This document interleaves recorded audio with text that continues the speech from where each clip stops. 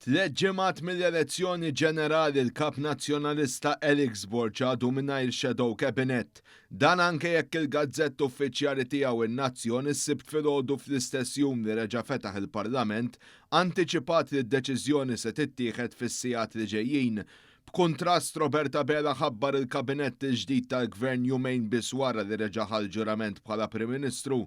Dan ukoll beda jieħu d-deċiżjonijiet minnu fih, inkluż biex tiġi protetta medda tard tal-gvern fuq 96,000 metru kwadru fiż-Żejtun li se tiġi żviluppata. Min-naħa l-oħra, Alex Borch s'issa ddeċieda biss min se jkun il-wip tal-Oppożizzjoni Nazzjonalista fil-Parlament. Hawnhekk bħal fil-każ tad-Deputy Speaker ukoll spiċċaj paċi l-fazzjonijiet interni u jaħtar żewġ Deputy Whips wara li gergru dawk tal-ex kap Adrian Delija peress li l-ewwel għażliet waqgħu fuq persuni tal-establishment.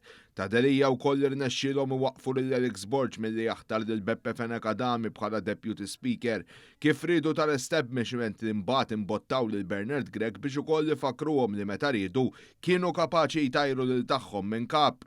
Il-ġdiet internazzjonalista rranka sew wara l-elezzjoni, daw kontra l-establishment jinsistu fuq l-importanza li l-partit jibqa' jidher pożittiv għax skonthom tnaqqas id-distak meta dawk bħal tal-Aqda Repubblika siktu. Min-naħa l-oħra l-estremisti argumentaw li minkejja s-silenzju tagħhom il-Partit Nazzjonalista ġarrab ir-raba' telfa b'marġini qawwi u jippontaw lejn il-ħatriet ta' Glenn Bedingfield, Chris Fehn, Rosien Cutajar u Carmelo Abela bħala prezz għoli wisq għas-silenzju tagħhom.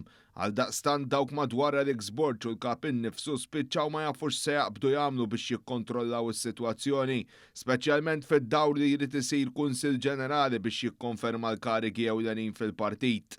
Sorsi mid-Dar Ċentrali jsostnu li l-unika priorità ta' Alex Borch ili jikseb approvazzjoni mill-ġdid fil-kariga u biex ma jiġġieled ma' ħadd, probabbilment qed jipposponi l-ħatra tax-Shadow Cabinet u diġà se jkun ilu aktar mill-ewwel darba biex jiddeċiedi fuq Shadow Cabinet li kien ħabbru 21 jum wara li ġie elett kap.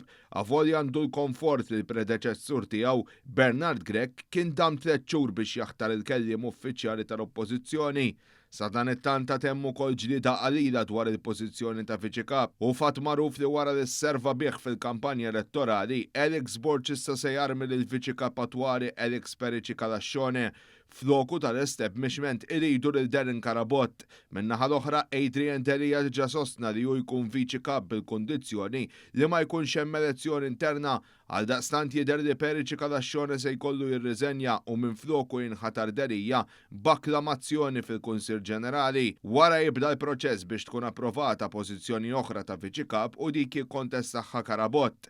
L-intriċċi rigward min se jkunu l-viċi kapijiet nazzjonalisti huma vera raġuni għaliex Alex Borch qed idum biex jaħdar ix-Shadow Cabinet.